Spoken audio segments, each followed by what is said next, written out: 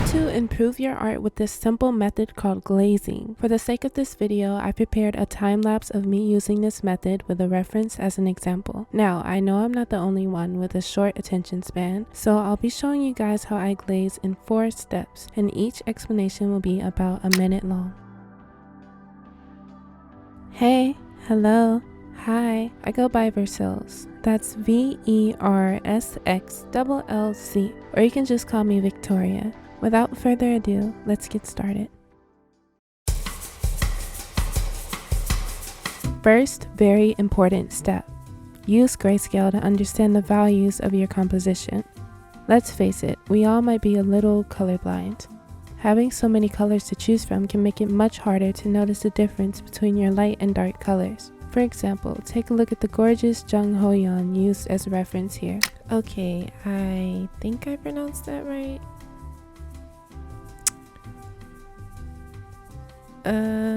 But you didn't notice the blue right here or here.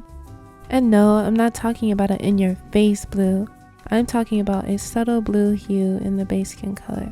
You can also see the hints of red as the light transitions into shadows. So, to avoid color picking so often and possibly missing a few details, use grayscale.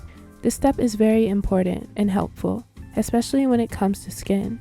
We already know that in order for skin to look like, well, skin, using the blending tool is crucial. Make sure to use a brush size that's rather large. Keeps your skin from looking blotchy or muddy because you're blending larger areas at a time. It'll be easiest to sort of shoot for a gradient where shading in your values for it look more natural and smooth. Second step, onto glazing. Now add a new layer. Fill this layer to set the mood for your painting. Whether you want the overall color scheme to shift more into a blue hue, red, green, yellow, etc., whatever it may be. I haven't used any other programs besides Clip Studio Paint, so I tend to use the color blending mode to lay out my flats. But using a multiply layer can be just as effective. If you're using multiply, let this layer be on top of your grayscale. And smash! Merge them together. Then change the blending mode back to multiply. Add another layer under the one that you just merged and use this to add your base colors. Now, your painting may look a little flat, but that's completely okay. We're about to go in and add the highlights as well as the red and blue to make the skin more saturated. Third step, using transitional colors.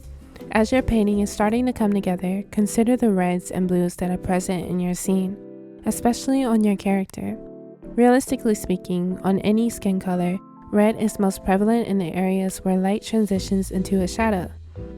It's usually highly saturated but not too overpowering because, like I've said before, it's a transition. Although it's not crucial to your painting, it helps make an illusion of the skin being lifelike, round, and saturated. You may be wondering what the blue is for. Well, blue creates a smoother transition between your darkest areas, which are usually the blacks and the darkest shadows of the skin. Usually it belongs in the areas that are farthest away from the light source.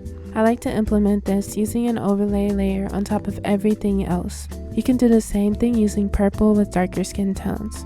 Now, be careful with how much you add.